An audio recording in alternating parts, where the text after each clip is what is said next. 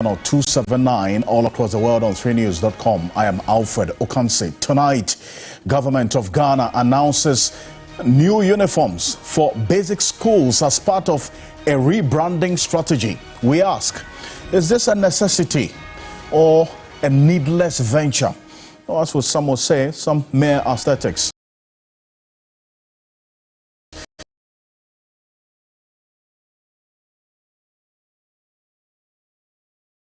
Confronting International Labour Organization shows Ghana's social security and national insurance trust net risk running out of funds in the near future.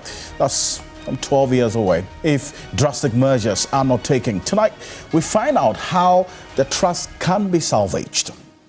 Also, this evening here on Ghana Tonight, under Fire Strategic Mobilization, Ghana Limited SML, the company in the eye of the storm, fights back following the release of the KPMG audit report and the directives from the presidency. We'll show you how, in one breath, they agree with the audit, yet disagree in another breath. Stay with us here on Ghana Tonight. As always, you're an integral part of the conversation. Let's hear from you. The hashtag we're using is Ghana Tonight on Facebook and on X. Let's get talking.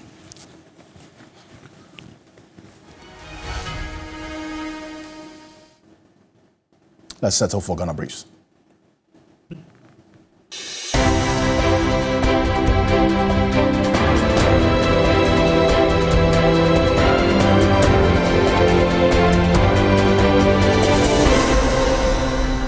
Strategic Mobilization Ghana Limited (SML) has clarified that the audit assurance report by KPMG confirmed that it has not received a payment of $100 million from the government.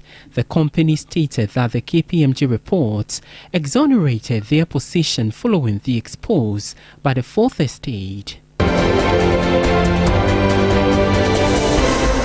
A private legal practitioner, Nick Bakbo Samoa Ado, and a senior governance advisor, Professor David Abdullahi, have urged Parliament to consider the passage of a law to have the spouses of presidents and vice presidents recognized and paid by the state.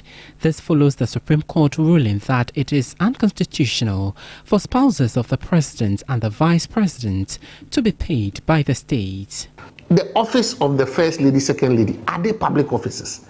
Do we consider them necessary to be funded by taxpayers' money? If we do, then Parliament has to pass a law, a specific law that will deal with the spouses of First Ladies and Second Ladies. And probably we may want to look at expanding the scope.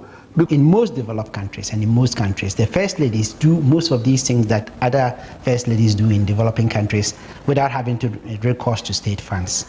I think they can raise their own funds and do that. Or the head of state or whoever is voted into power can find ways to come up with resources to help the first lady undertake volunteer work and other things that would enhance their presidency as well as the welfare of Ghanaians. The Ashanti Regional Minister Simon Osei Mensah has justified his order for the arrest of the regional manager of the electricity company on April 11. He cited security concerns on the power situation in the region and ECG's refusal to be forthcoming with information to the Regional Security Council as the reason for his action.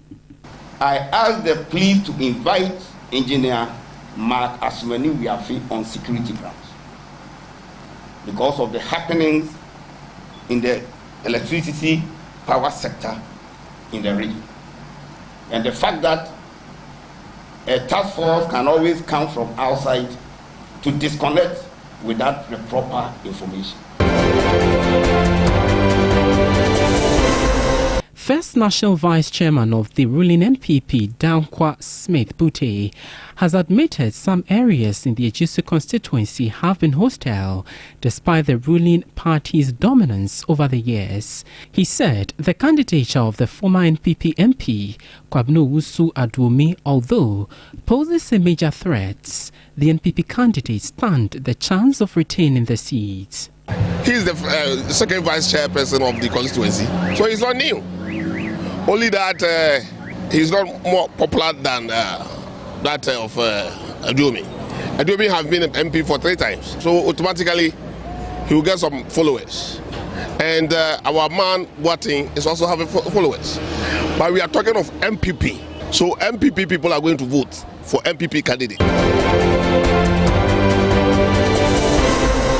More than 300 workers of the Bogoso mine picketed at the Lands and Natural Resources Ministry, requesting the termination of the mining lease of Future Global Resources.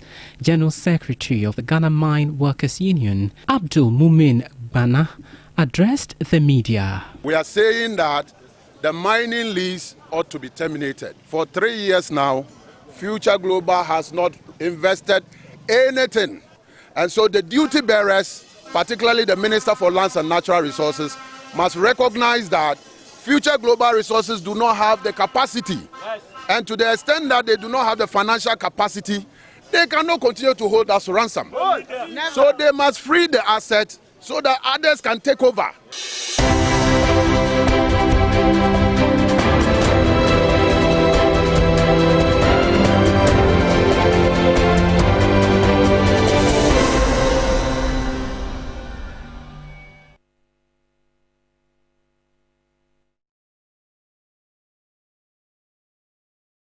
There's more news on 3news.com. Make some time and visit 3news.com.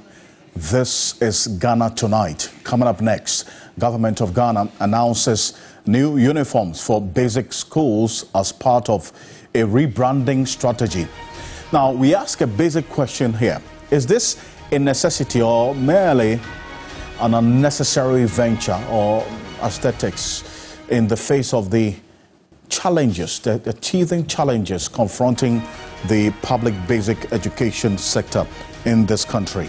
How much of an impact will this have in trying to address the many issues that the public basic sector, the public basic schools sector is faced with in this country? That's the fundamental question that we're asking, and we're going to show you exactly why the Education Ministry is on this path. The Education Minister, Dr. Yaw Duchum, has hinted already of plans to change the brown and yellow uniforms worn by pupils of public basic schools in the country.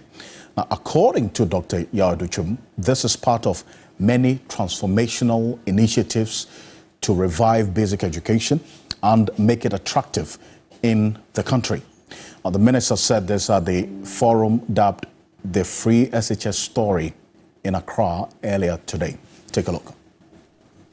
The transformation is coming to a community near you. It's coming soon. We are painting these buildings across the country where we have them, and it will be a beautiful day when we launch them. You see, you don't see brown and yellow. We are rebranding public schools. No brown and yellow, blue and white.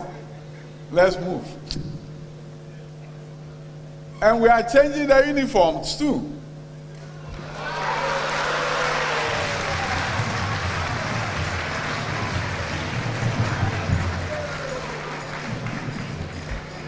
This is Akufo-Addo and President Akufo-Addo and Vice President Mahamudu Bawumia's Ghana. We have begun the transformation.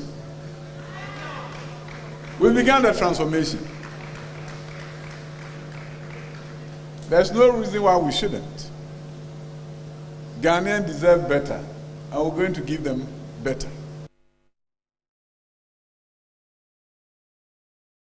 So you see, that announcement was received with a lot of applause, at least by the people who were gathered there. But we put a question on Facebook on this matter, which we will be getting a number of you also sharing your thoughts on, as we always do here on Ghana Tonight. We start the conversation on the topical issues 3 hours before the show, so you can always share your thoughts with us. We'll get into some of the comments. But if you recall, in 2019, the Ghana Education Service unveiled a new uniform, which they said was meant to have some junior high schools in the public sector also wear. A copy of that uniform that was announced still sits on the Facebook page as of today. Now, I want to take a look at this. This is what I'm talking about. In 2019, the ministry announced that this was the uniform that junior high school students in the public sector or the public junior high schools were supposed to wear. That's it. Right? That's what was put there, 11th April 2019. And guess what? They are making this new announcement too on the 25th of